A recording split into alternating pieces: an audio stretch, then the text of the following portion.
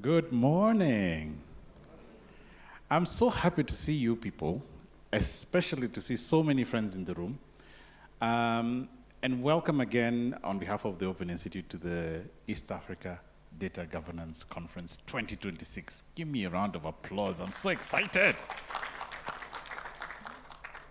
I'll tell you why I'm excited. I'm excited because of the group of people who made interest to come here. I'm excited because of the kind of sessions that I'm expecting us to have. We had so many applications and so many ideas were shared. I think the team had to spend a number of days trying to figure out which they will accommodate and which ones they could not accommodate. And unfortunately, there were so many that we could not accommodate because we only have 2 days. If we were to do, I was informed that if we were to do all of the sessions that were proposed, we would have been here until next week, Wednesday. Every day, including Sunday. So you can imagine just how many sessions we have. And we're talking about breakout sessions, we're talking about lightning talks and so on. So I'm very excited about that. One of the special things about the East Africa Data Governance Conference is our general, not lack of protocol, but our general, you notice that nobody started in the previous speakers by saying, starting with those official protocols, because of the fact that we consider ourselves all distinguished guests. So, distinguished guests, ladies and gentlemen, I welcome all of you to the East Africa Data Governance Conference. And I look forward to some really amazing and insightful conversations about the things that we have. We are living in a very interesting time.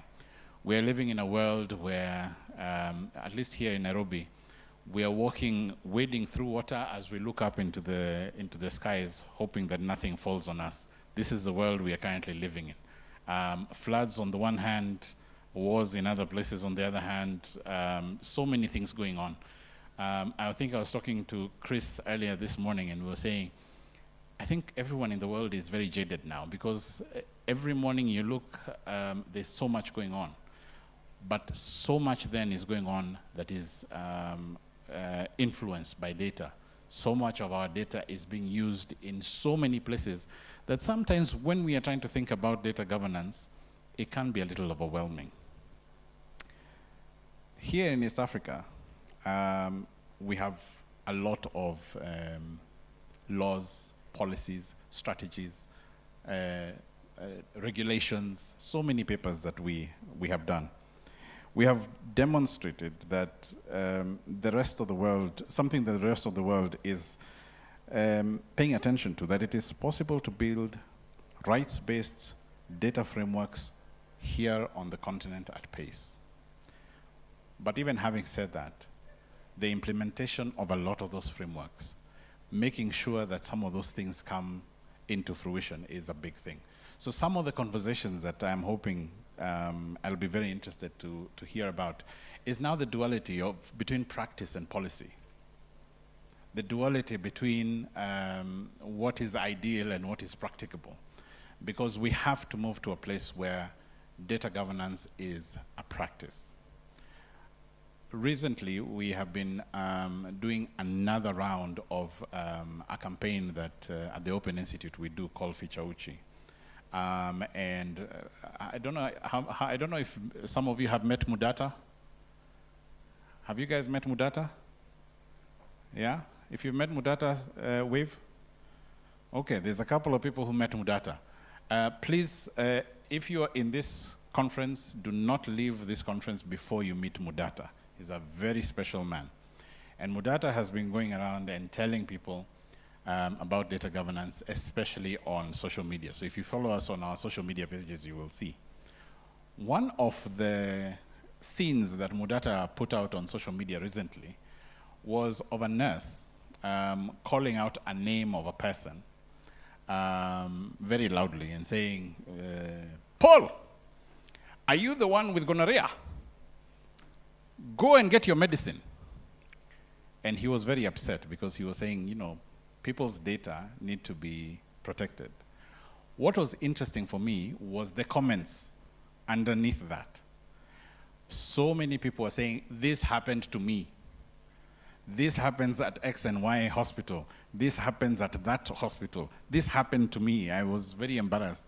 I was required to go and yell out my ID number when I was getting my registration.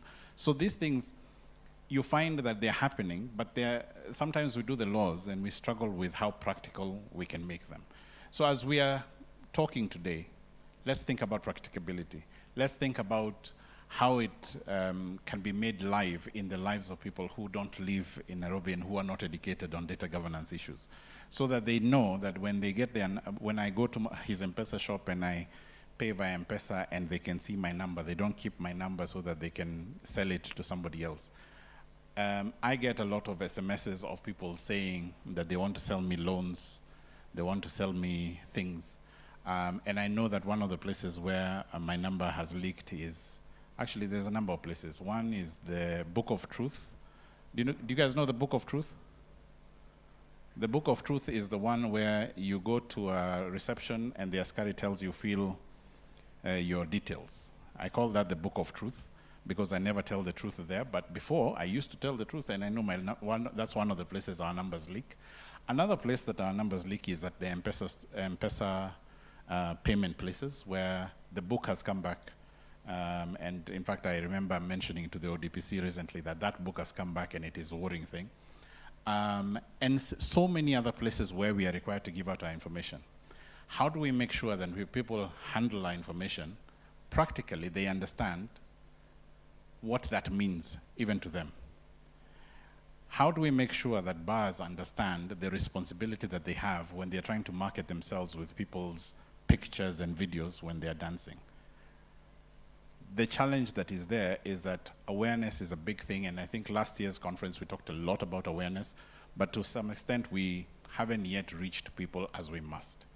So what do we need to do to be able to do that? That's the one challenge that I want to leave on the table as we go.